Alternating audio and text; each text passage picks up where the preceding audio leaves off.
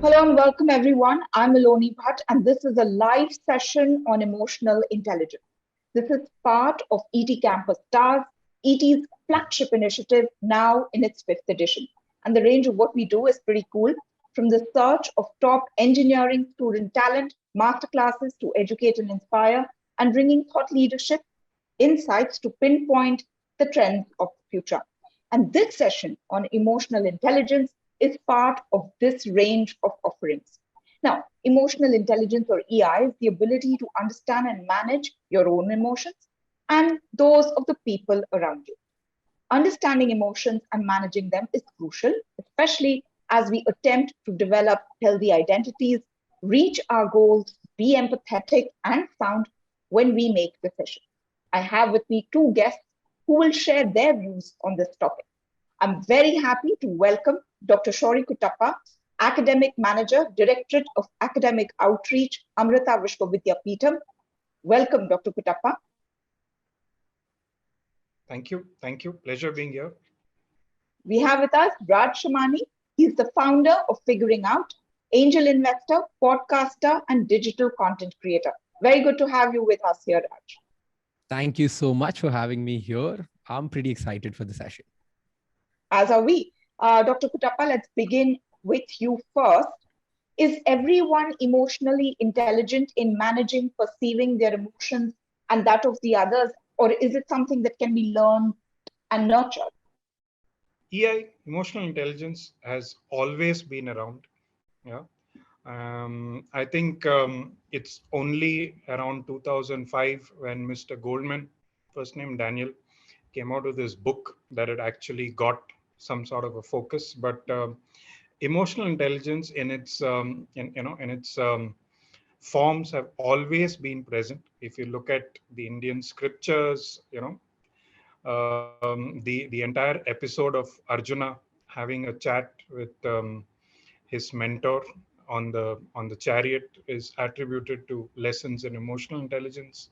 So this is an aspect which has always been around. In fact, if I were to try to give you the closest example of something which you see on a daily basis, if you look at a mother talking to her, interacting with her young child, a child who is still not learnt language or still not learnt words, you will see brilliant examples of emotional intelligence on display. Yeah, I think if I were to try to sort of put it in a bracket, um, when we say emotions, I think we very easily connect with anger as a very primary emotion. So if I take that around and I said that, and I say it's, for instance, very easy, for us to be angry, but being angry at the right person, to the right degree, at the right time, and for the right purpose, and also then in the right way, that is not necessarily in everybody's power.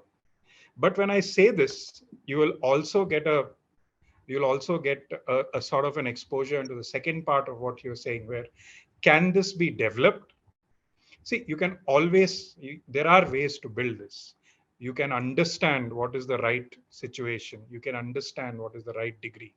It takes practice. It takes a lot of conscious, self-discovery, understanding yourself.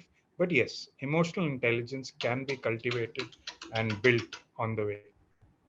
Okay, all right.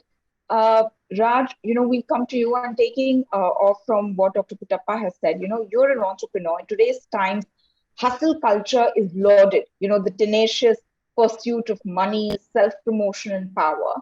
And for many people, especially millennials and Gen Z, working relentlessly, continuously, taking on side hustles, freelance gig, work till you make it, is a way of life. What are your views on it? Do you think it is toxic? And is it emotionally intelligent?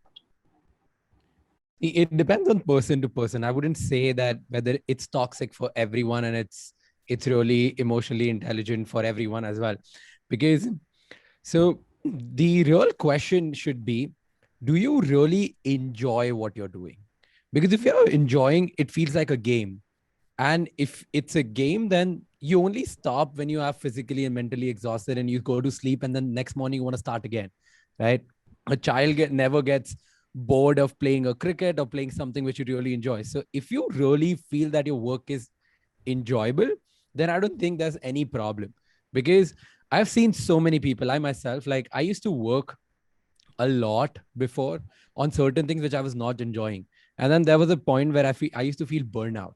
But now that I've shifted my entire focus and I've stopped doing things which I don't really enjoy, really don't like, I have not actually, I don't remember day when I've actually put down a time to how much to work and what to leave and when to stop, because it just feels like fun. It's amazing.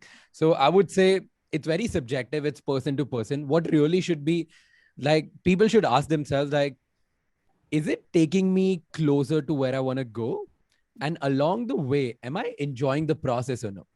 Because it's not fun to reach somewhere if you're not enjoying every day. And that's the whole question. If you can answer these questions, then I don't think that toxic culture is even a question to you. It The culture gets really toxic when you look at some examples and feel like, hey, you know what? Elon Musk works seven days a week, and I should do the same thing because Elon said it. Now Elon is doing on something which he really enjoys now, and you are doing it somewhere you hate it. So that becomes really problematic for me. So it all boils down to, you need to ask yourself question when you go back to bed every day. Am I doing, like, today, whatever I did, was it something which I really enjoyed? If not, then what can I do to change that? And if I can change it today or in a month or a year from now, what are the steps which I should be taking from tomorrow?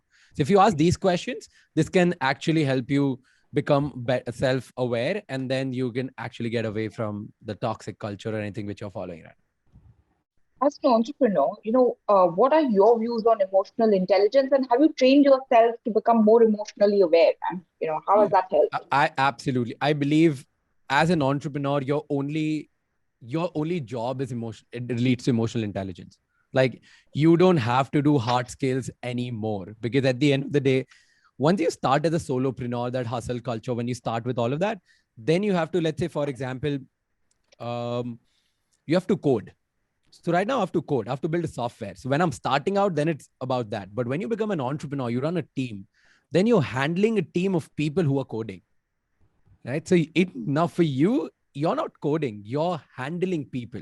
So the moment you handle people, then it becomes the game of emotional intelligence. And I feel every entrepreneur is in a people's game, not in some other game. So people say that, hey, I'm in ed tech industry, I'm in fintech industry, I'm in a media business. I'm like, no, you're in people's business, bro. Like, you're not in any other business. So as an entrepreneur, you're always in the people's business. Now, what you really need to develop, I feel it depends on four questions. 5 or 7 years ago, when I read it for the first time, when I was really struggling with, hey, why do my employees leave me? Hey, how do I make sure that I'm training somebody, and then after training someone so much after a year and that person leaves me? Like, why is all of this happening? And I started learning. So I realized that emotional intelligence for me gets divided into four parts. It's self-awareness, self-management, social skills, and then empathy. If you are constantly taking efforts to improve yourself in these four areas, and then whatever you're learning, you're sharing those learnings and applying those learnings within your team as well, I think over the time you will develop a good sense of emotional intelligence. Because I don't feel that like, it's very complex, as we all quote it, right? It's very complex, difficult to maintain. I feel it's very easy to build, but the only thing is you have to do it consistently for long enough. But it's really easy. It's all you have to do is ask simple questions within yourself and with your team. So you have to Yeah. ask, as a leader, you have to ask yourself, am I making my team feel secure? Am I making them feel that they're part of a bigger purpose? Am I making them feel that, hey, they can actually become better here, or maybe outside, if they want to leave, they can figure out something? Is it transparency there? Are you giving them enough reason and showing them clarity and vision, and consistently putting effort to show that vision and clarity? So you just need to ask these simple questions and make sure everyone in the team is aligned with that. If you do it long enough, you along with your team is going to be emotionally intelligent. That's what I All feel. right. Yeah. I mean, to me, it sounds like building awareness, just being aware, Yeah. and The sort game of is trying, the game is attempting. only about awareness and empathy. That's what I feel. Okay. Taking on from the workplace that Raj mentioned, Dr. Kuttappa, we are taught not to be emotional at the workplace, right? We're taught have a game face, don't get personal. Do all of these rules still apply according to you? That's a catch-22, which a lot of people, are sort of meddling with. But I think uh, one of the aspects of, if I may take a few words from Raj, one of the aspects of people involvement or people management or those kind of terms is authenticity, yeah, somewhere. And if I may, Raj will sure substantiate that. I think authenticity goes a long way when you're at the helm of things. Yeah. So you can have managers who can probably, you know, put a veil on authenticity to some extent. But then when you're looking at this word leader, yeah, you automatically realize that there then the authenticity comes out shining. Yeah. So one aspect when you're talking about being authentic, etc., is actually showing what showing your challenges, showing what you Mhm. are within. Yeah. uh, as in a simple sentence, if you had a leader who says, look, get this done. Mhm. Yeah, I'm not going to get into this, you get this done, versus a leader who actually stands up and says, hey, look, I don't know how to do it myself either. Yeah, Mhm. but let's figure out. Yeah, you automatically see in these two statements, you'll automatically see the difference. It automatically sort of brings a feeling into you. So there you see emotions getting sort of interconnected in a very beautiful way. Yeah. So if I were to try to debunk that myth that emotional intelligence doesn't belong at the workplace, I think today's workplaces have evolved.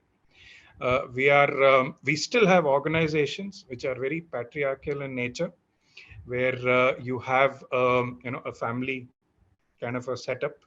Um, I shouldn't take examples of political parties, so I will not. But there are also examples of places where uh, things are evolving. Things are Mhm. evolving. People are expected to come show initiative, etc.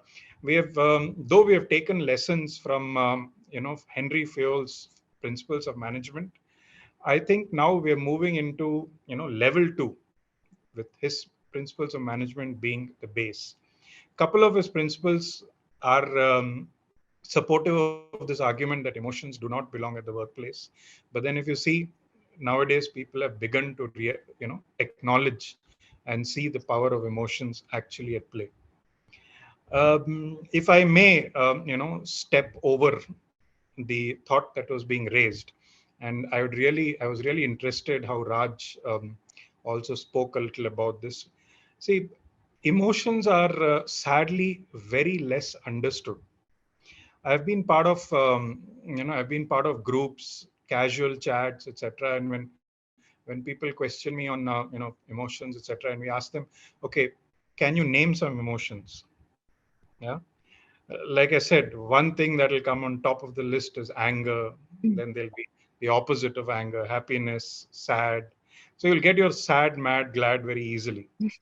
And after that, when you probe, I think the maximum I've heard people list out is probably 11. Yeah. And that too after almost about 20, 30 minutes of cajoling. But the fact of the matter is, there are almost 78 recorded emotions that are at play on a daily basis. Very We few of have a us, range. Yeah, we have a yeah, range and we are not even aware of that. we're not even aware of. And I'm taking this as a leaf from Raj, because once you understand yourself and once you understand the actual emotion that you're experiencing, you then automatically know the regulation part of it. Hmm. And like Raj said, if you're consistent at identifying which of these 78 emotions is actually at play, yeah, disappointment is an emotion.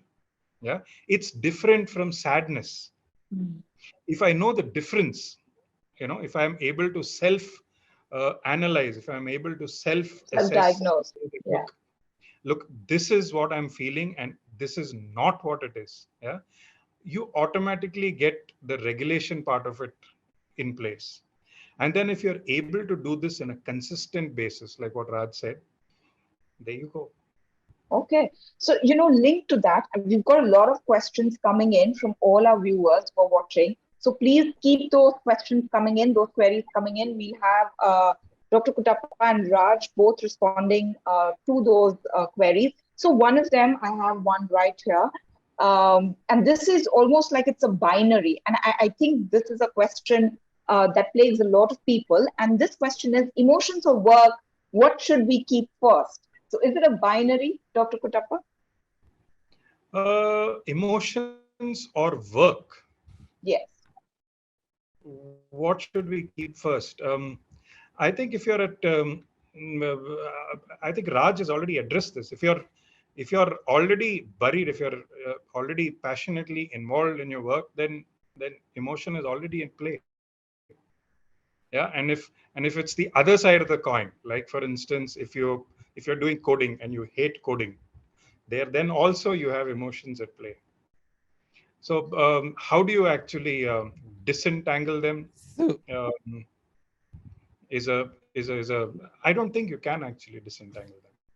so Raj We are wants all to come in. yeah yes. I was just saying that emotions is a state which is not in your hand, and work is always a choice.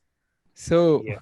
something which is not your choice, how can you choose it with something which is a choice? I mean, it's a wrong question. It's not even a question which exists, because right now also I'm feeling something which I don't decide to, maybe, but I get to decide whether I get to whether I get to answer this question or no. So work always comes second, because emotion is your constant state. Some or the other time you're always feeling something. Maybe even if you're feeling blank, that's also that's also a feeling. So it's always it's not a question. I would feel emotion is always first, because it's like a foundation. I would say it's not first, it's ground zero. Okay. Then is like work is one or two or whatever you want to put it out. There is another one which, perhaps is linked. How do you increase tolerance towards things or people we don't like so that it does not affect our peace of mind? Raj, since you excel at Zen. No, I don't excel at all of this, but yeah. And I mean, for me, first thing starts with communication. Okay. So it's like you have to understand them. So I'll give you an example. Earlier, when I started understanding about emotions and everything, right? I always used to think that, hey, you know what? If I can understand myself the best way, then I can understand everyone else. Like this is what I used to think. And I was like, oh, if I'm feeling this way, the other person will also feel this way. If I'm doing this, if this makes me happy, then other person will also get happy by this. And I always used to feel like, let me ask myself questions, and then this will allow me to understand other people. And then I understood that everybody has a different language of love, has a different language of anger, has a different trigger points, have a different language of, how to deal with emotions, failures, disappointments, and all of that. And I'm like, what?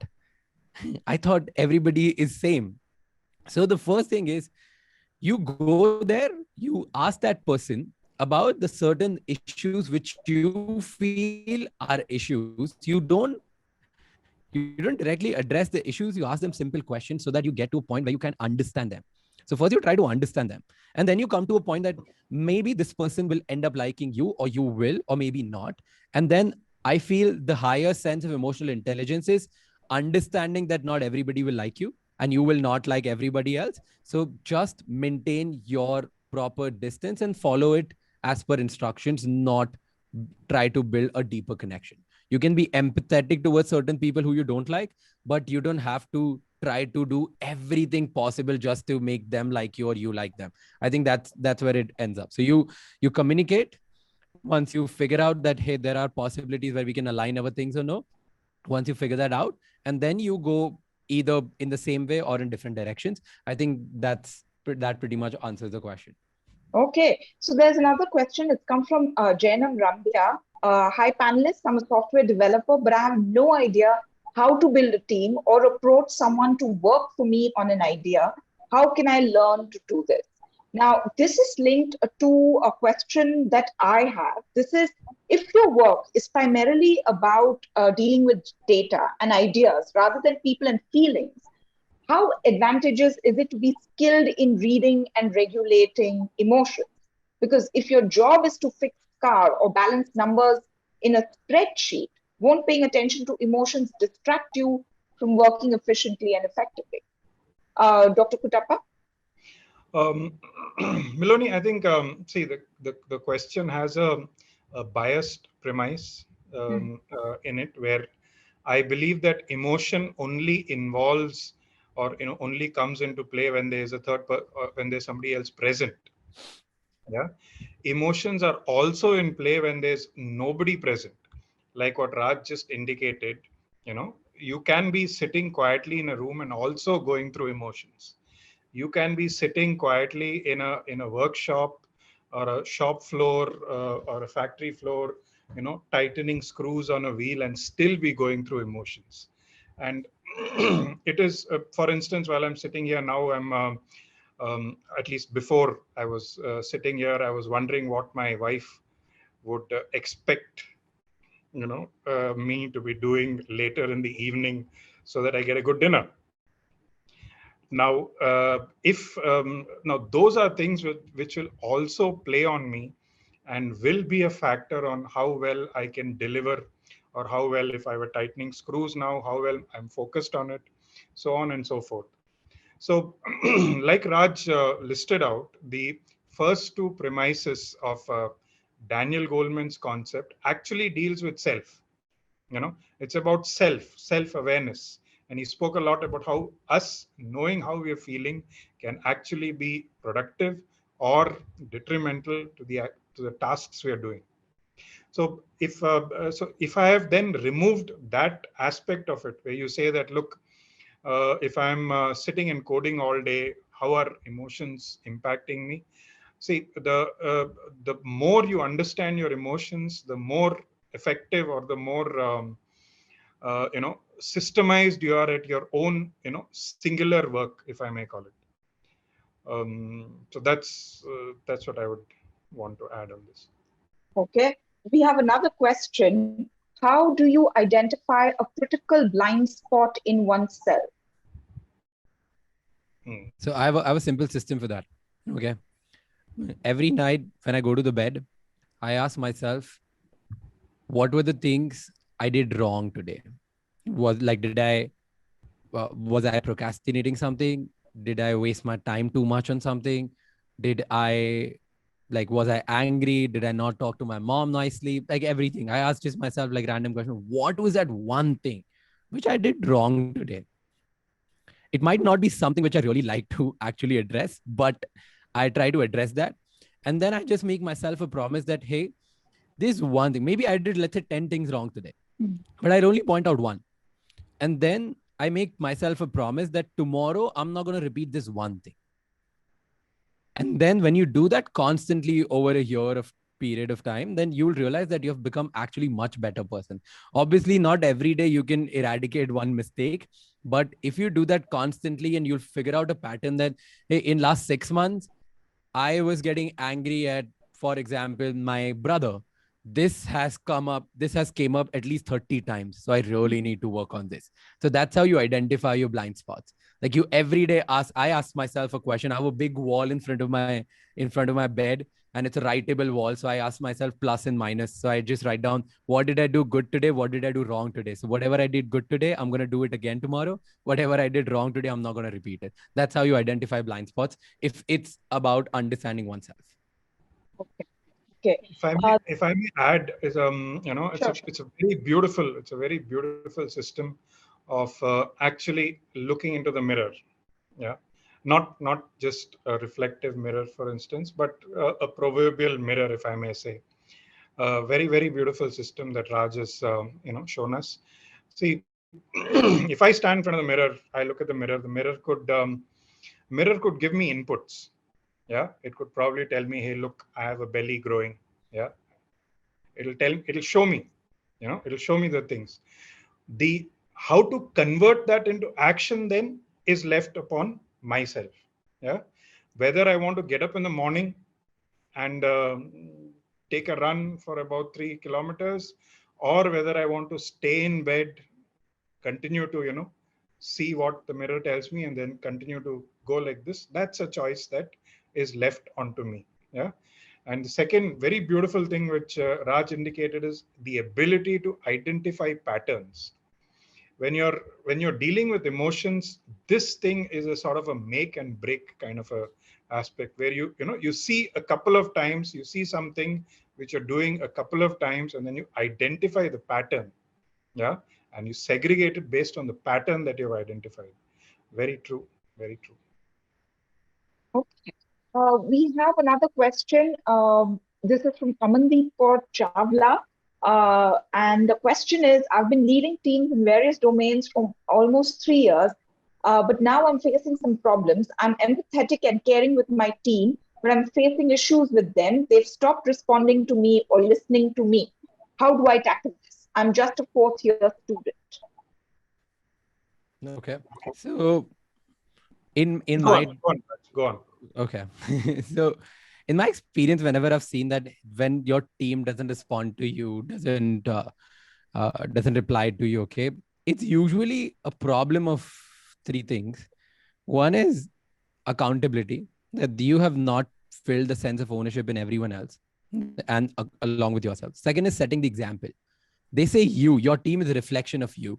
If you're leading it, most of the time the team is a reflection of you, if they're actually a part of team, if they really belong to you. So it's about setting the wrong example or setting the right example, right?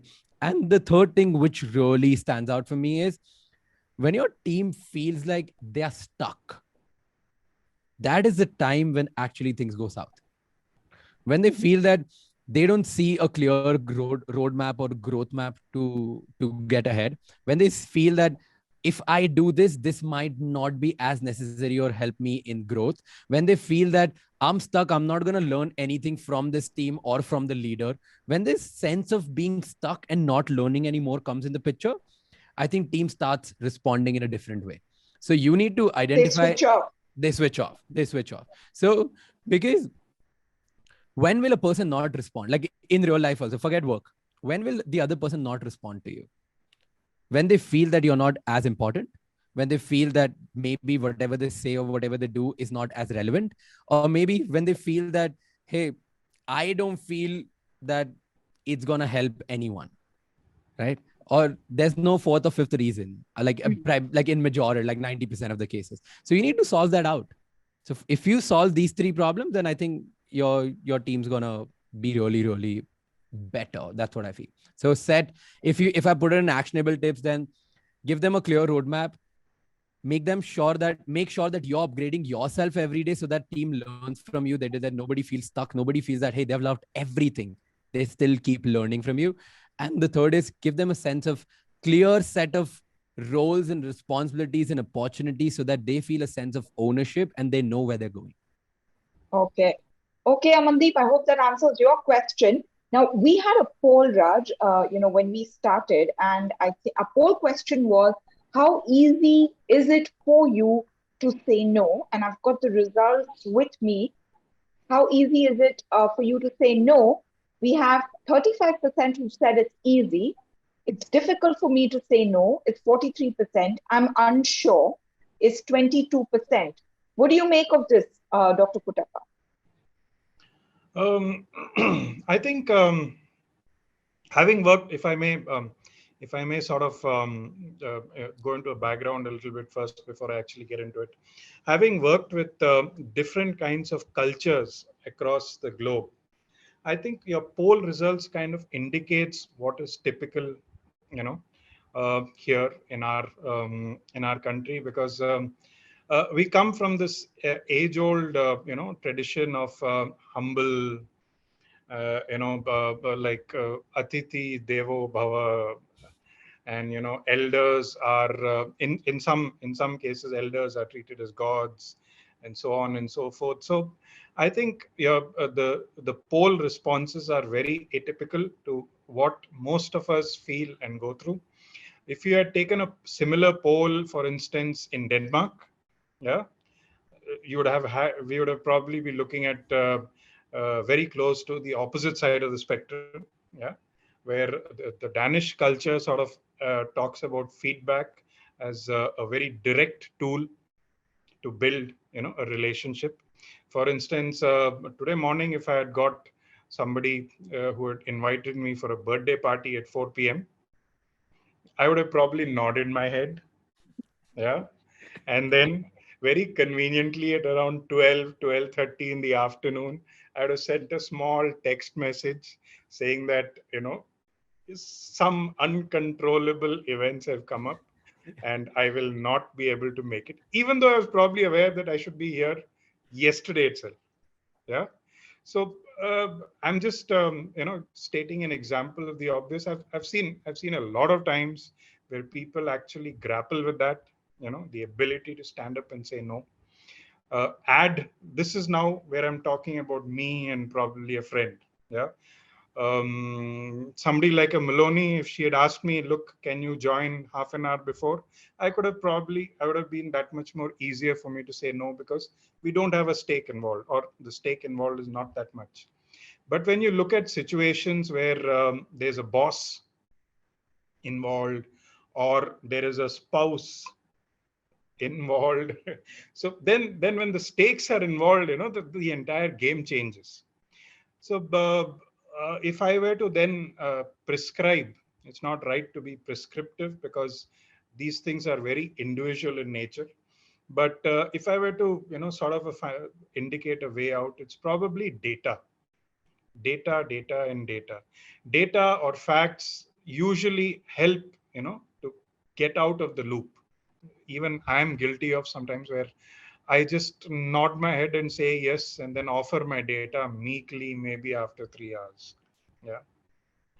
So Okay. what we don't understand is the other side of the coin. For instance, if this gentleman had taken my yes and had actually begin planning his party or head count, I've put him in a soup, because then he is now unable. His expenses will go over the roof.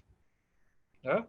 So I think using feedback and using data to actually build interpersonal relationship will help us stand up and say no when needed. Yeah. So uh, Okay, that's an interesting take. We have another poll which is coming up, and the poll question that we have is, second, yeah. Where do you see emotional intelligence as having the most impact? The workplace, at home, or in relationships? So, everyone, please put in your choices, and we'll come back and chat on that in a bit. Okay, we have another question, and that is, uh, this is, I think, a lot of people have raised this with us. I have this fear about my family members or close ones leaving us, and it feels like it's the end of the world and the end of our lives. How do I handle this situation?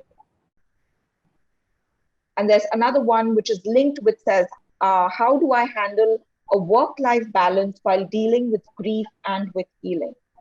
Raj, you want to take this? I genuinely don't have any experience with this, so it would be very unfair if I talk about it. see, Okay. yes. I'd like to address this and substantiate as well. See, these are aspects which cannot be answered in 5, 10, 15 minutes. Yeah. These are aspects which do not have a one size fits all kind of prescriptions. This requires separate individual focused time. And if we are going to give prescriptions to such issues straight off the hat within 10, 15 minutes, we will actually be causing more damage than actually exists.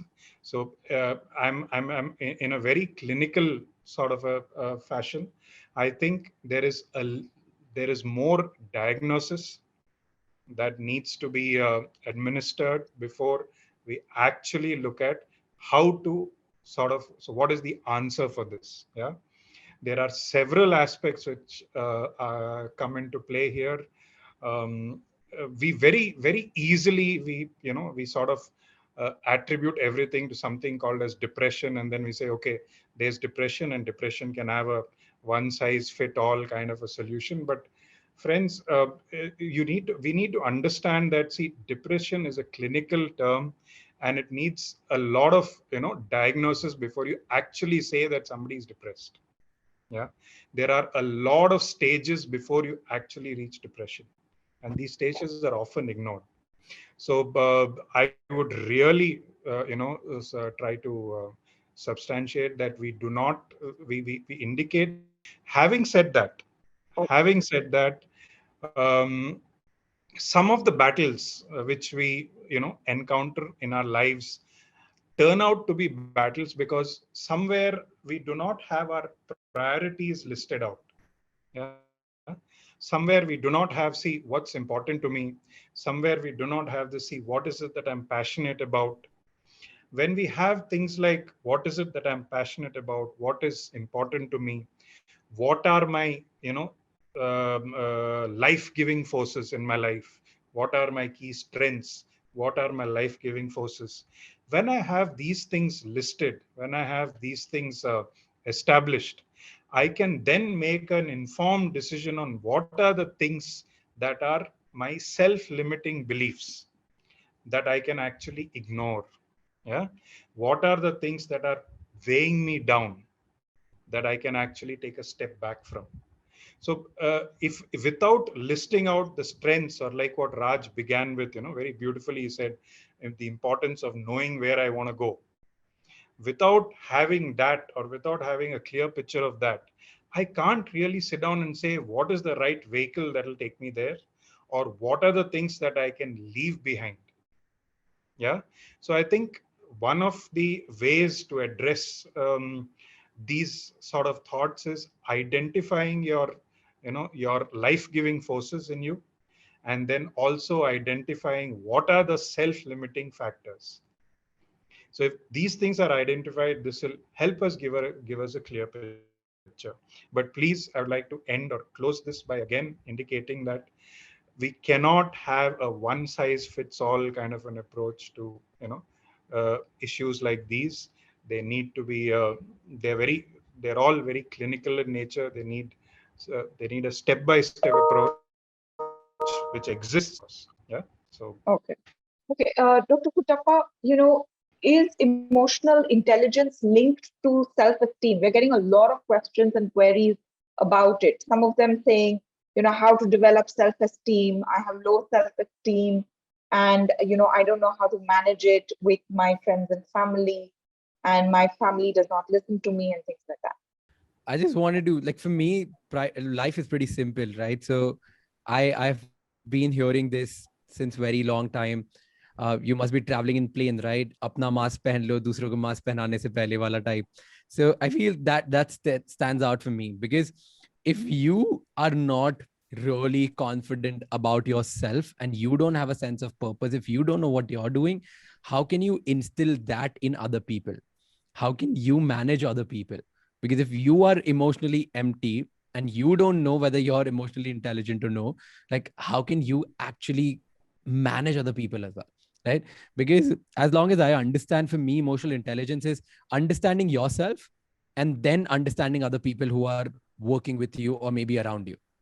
Right? Okay. So if your self-esteem and your self-worth, if you feel that it's not something which you would like to have, then I feel you should work on yourself first and then think about other people. Because for me, if a person really confident who goes out and stands out in front of 10 people, it's really difficult for that person to actually look at 10 people and make them feel confident as well. So self-esteem plays a huge role. Now, how can you, okay, how can you develop self-worth or self-esteem?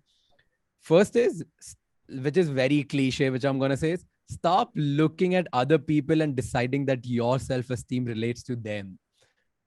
Right? If like most of the time we judge ourselves based on, let's say, how much my Some friend is earning. indicator, yeah, Indicate like it's a massive indicator. How about much my others. friend is Yeah. earning, what car my friend is driving, how confident that person is with other people. So that is an indicator. So stop looking at that. Now, what you should do is, That's a bit difficult to do, isn't it? it's really not if you look at yourself first. So first, okay, everything for me starts with, what do you want? If you want to be, let's say, if you want a Ferrari, or you want to leave an impact in the world, whatever your reason is, right? Whatever you want, that you need to understand that the other person who you're looking at doesn't want the same thing. Okay. So you need to understand, what do you want? And then you need to look at yourself and be like, how far am I from this goal? Okay. And then what can I do today in order to get closer to that thing? Maybe it can be just about, how can I learn talking to people? How can I be so confident that I go actually talk to strangers? Goals can be very simple. It's not have to be monetary or materialistic. It can be anything. So you decide a goal for yourself. I want to, it can be as simple as that. I want to read a book by the end of this month. Okay. So you decide that, and then you feel, I'm just giving, let's say, let me break this down even further. Let's say you feel that you're not confident because you don't have enough substance to talk to people. Most of the people feel that I can't hold a conversation because I don't know what to talk to, right? So the problem is, you feel that you're not knowledgeable enough or diverse enough that you can hold conversation with different people. So what do? You think you should read a book, or maybe watch a podcast, or maybe attend interviews like this. So what is your style? You figure that out. Let's say I love watching videos. Okay. Now, since last 3 months, I've not been watching videos. So today, let me try to watch a video. Let me just give not 1 hour, but 1 minute. Once you write that 1 minute, you learn something, then you talk about that with your friends or your people and tell them something interesting. And the response which you're going to get, it's going to instill some confidence in you. So you make a mark, and in 30 days, you'll be a much better person, and that will fill you with self-worth. So self-worth, I feel it, it's, it depends on what actions are you taking, how are you quantifying those actions, and how are those actions taking you towards your goal, or whatever you want to become, or whoever you want to become. So you need to map that on daily basis, and slowly your confidence will actually go up. I have seen this. Okay. I don't know. I've seen this in so many people, that people who go to gym on a regular basis, who have been going there since like 3 months, 4 months, even if they're not in the best shape of their life, they are pretty confident, because they have this sense of achievement, they have this sense of confidence, of fulfillment, That they're doing something about it. Exactly. So action leads to all of this. Okay. And I think this is, linked to this question which has come up. How do you see emotional intelligence and its role in understanding imposter syndrome and stress about not being good enough to achieve success? So I think we've gone through that. And honestly, I tell you, I want to answer this. No matter how much I talk about building teams, and now I deal with like 420, 430 people on daily basis now, right? Because we've built this big of a team, and I'm just 25. I still feel that I have not done enough. So even I have the little sense of imposter syndrome. I feel like I keep talking to my team, I keep helping them overcome imposter syndrome. But I think it takes a long time. I have not met anyone of my age, at least, who doesn't feel that they're enough, or they're like, they don't have this imposter syndrome. So I think it's okay if you have it. Like, just don't over stress about it. It's okay. We all have it. We all go through the same thing. No matter how much we achieve, there's a sense of content, there's a sense of satisfaction, yet there's a sense of that, hey, maybe I'm not enough. What have I done? So it's okay. Like, admit it. It's fine. Like, stop over stressing about it. It's very normal. so we have this linked question. How do I stop overthinking? Action, action, action. Just That's act. it. Just act. That's what It. Raj is saying. Yeah. Okay. People feel that, hey, I want to get fit. Then uske liye they'll start thinking about, let me watch top 10 ways to get fit. top 10 exercises which are going to make me fit, the gym nearby, what is the best form of exercise, what is the best way which will suit my body, should I do yoga, should I start doing Pilates, should I play a sport? They keep thinking, asking, instead of all they had to do is just get up and just walk for 10 minutes, bro. So that's it. So it's Okay, I about hope that, like take yeah, like I hope small that action. answers. Okay, so last set of questions. It's been an interesting conversation. And I have this one question which has come in. Why do I keep procrastinating despite knowing that I don't have time, and I panic at the last moment and get failure in the end? So I think the whole thing is that they can see the end result very clearly, yet they refuse to act about it. And Raj, this is linked to what you said. So, Dr. Kuttappa, you want to take this one? I think very true. I think Raj has already addressed it in one word. It's action. Yeah.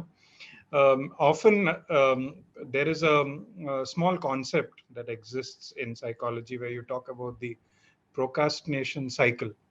When you start thinking ahead, look, I have a presentation. Yeah. And I've got to make this presentation, and I've got to do this tomorrow. And Miss Meloni Bhatt from ET is going to be there, and there's going to be Raj, who's an established entrepreneur. Oh my God, I'm really going to goof up. Whatever I'm going to have to say will not be enough. Therefore, I should prepare. Yeah. So I set myself a time tonight where I'll sit down and prepare. Tonight, when I sit down to start preparing, I'm then again thinking about, who are the people, where am I going to present it? I'm going to be a bag of nerves. And then I'm going to tell myself that, look, I need to calm myself first. And next thing you know, it is morning already. It is 10 a.m. The daily rigmarole routines take over. And by about 11:30, I have found reasons to procrastinate so much that now I have no time left. Yeah. So this concept in psychology talks about this procrastination cycle where we keep questioning ourselves. And instead of that one beautiful word, which Raj said, action. Yeah. We sort of get into the loop. So you procrastinate, and then, like you said, you feel that you're not adequate enough, and then you come to the event, a bag of emotions, and then naturally, when you're going into an event with a bag full of emotions, you're not going to deliver up to the standards you're expecting. Post the event, then you're again going to tell yourself, look, I did not deliver, so I'm very bad at talking. I'm very bad at being at talk shows like this. And then therefore, as a result of it, it affects your self-concept, and you start telling yourself that I'm going to avoid such sessions altogether. Or I'm not Yeah. good enough. Yeah. Can I I'm answer not this? good Because enough. I have like a little different theory to it. I feel people who procrastinate a lot, they are not excited about their tomorrow. They're not excited about the goal which they have, which they want to work towards. That goal doesn't excite them enough that, hey, it's going to be better than my today. It's going to be better than where it's going to change my state. There's a reason why most of the people, when you look at people who dream extremely big, they tend to work harder than most of the people who don't think extremely big. And the reason is because people who think extremely big, they feel that the future is going to be so different that I really want to see that future. It's going to be very different than my current state. So the Raj, moment you now change your state, you're giving me anxiety because I'm definitely not one of those people who think extremely big. I'm happy to go through my tomorrow with doing my sets of interviews. I'm not saying that it's true for everyone. I'm just saying that if you look at people who dream extremely big, they have much more energy than most of the other people. But right? not a lot of us have excitement. Sometimes you just go to bed, you just want to crash, and then there's a next day looming. There's little to excite you about that next round of meetings. The number of scripts that you've got to put in and stuff like that. So I feel that if you're not really excited about what's gonna be tomorrow, then I think you should try to find those little things which excites you. Because if you're not excited, what's the point of doing everything? I mean, I get that there are bills to be paid. There's a sense of social esteem. There's a sense of like fulfillment in whatever you do, right? There are a lot of things which you feel are there. So keep that aside as well. Like keep doing that for 8 hours in a day, but just give 8 minutes a day for the things which really excites you. And you'll see the difference of how much you procrastinate that 8-minute task versus 8-hour day. There's something about when you know that you're working towards something which is going to get you, which you really, really wanted. There's something about that. Like there's some magic about it. Like you get excited and you want to do things. It can be as simple as I want to watch this movie this Friday. You don't even wait for for any other day. You go and book my show and you book it one week in advance. That's excitement. That is what I'm talking about. So Yeah, find out I little get tasks very in excited about Saturday because I yeah. know that. Okay. So maybe that's a party, right? So try to Yeah, build something which revolves around partying and but that's a good tip. socializing. That can be Yeah, your it's next a thing. good tip. Yeah, It's a like very start good tip. building community town halls, mixers for entrepreneurs, for people who are interested in social, like say, I don't know, emotional intelligence and all of that. People need that. So try to fill that. Like just do that 8 minutes a day and you'll see the difference. All right. See, I Okay, think that's a cool tip. I'm going to use it. if I were to just add, Raj, Maloney, see, a lot of people, I think there is a part to which, Raj, also important to understand where we are in our lives. Yeah. And that becomes very important when you're also, sort of an important base to when you're talking about how you're going to build your tomorrow. Yeah. Somebody who's at the beginning of the graph, I mean, I'm sure we have audiences from all walks of life. Somebody who's at a different stage in the graph might see, might see his or her tomorrow in a different way than somebody who's at a different stage, the life cycle of the graph, if I may call it too. So uh, definitely, you need to take those 8 minutes for yourselves. You need to have that space where you tell yourself, okay, what is tomorrow got for me? But I think somewhere, just to add a layer to Raj's thought, is what comes into play is that cycle of life where you are in presently. So just include that also in the scheme of things, and I think we are good. I'll give you one small example. It's not going to take more than 30 seconds. Right? I'm a huge procrastinator when it comes to fitness. I hate it. I hate going to the gym. Like, I don't want to go to the gym. Just no. Okay. So what I do is, what excites me is competition. So one day I'll be like, okay, I don't want to go to the gym and run, but I'll go play squash. So I'll play squash for 7 days. And then I'm like, I'm bored with squash.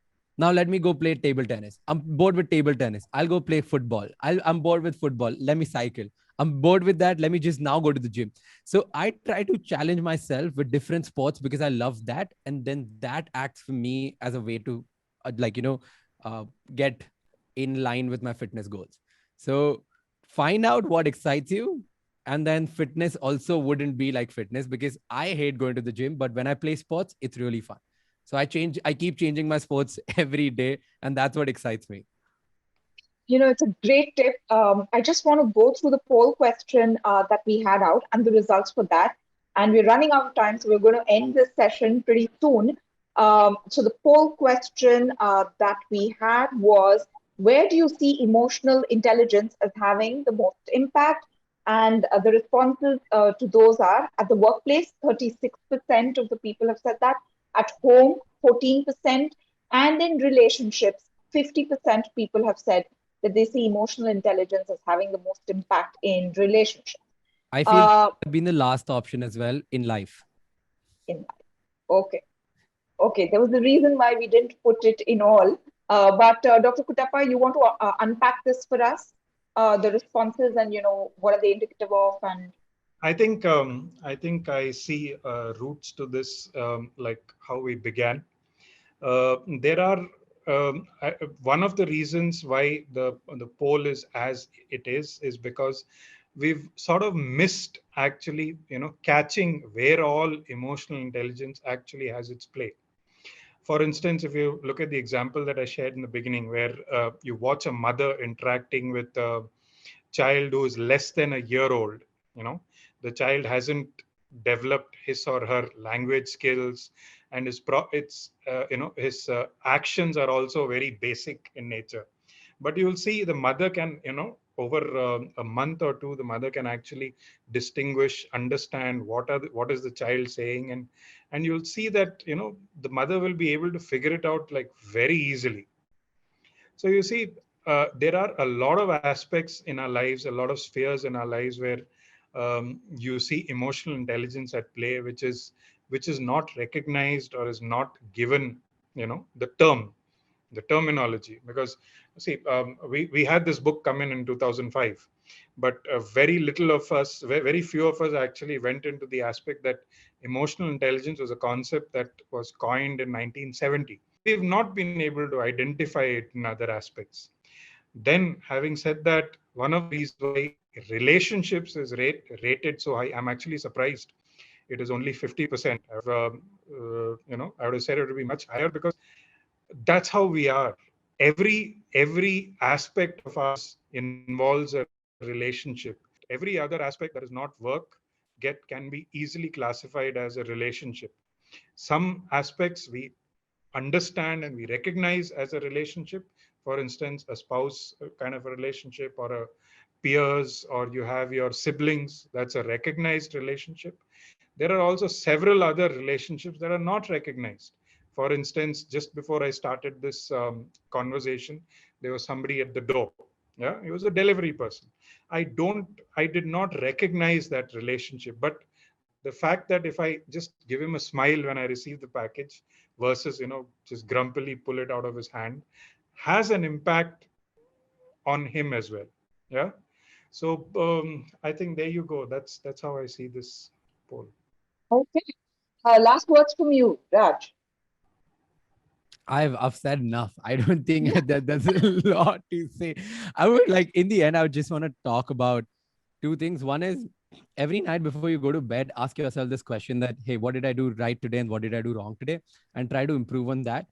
And second is, ask yourself, am I doing something that excites me today or no? Genuinely, like when you do these questions, you're gonna see a lot of energy, a lot of times when you'll stop procrastinating and you'll maybe try to find out your purpose as well. All right. Okay, that's great. Dr. Kuttappa? Empathy versus sympathy. Yeah. Most of us find it very difficult to differentiate between the two. But what we really need to understand is both are different. Yeah. Both are definitely different. It's been wonderful speaking to the two of you, Dr. Kuttappa and Raj Shamani. And I wish you both great success in all your work and everything that you do. To our wonderful audience, thank you very much for staying with us. And I hope that you've gained, at least I have, some things that I will definitely take away with me. Thank you very much, everyone, for joining us. And stay tuned to ET Campus Stars for more such live sessions.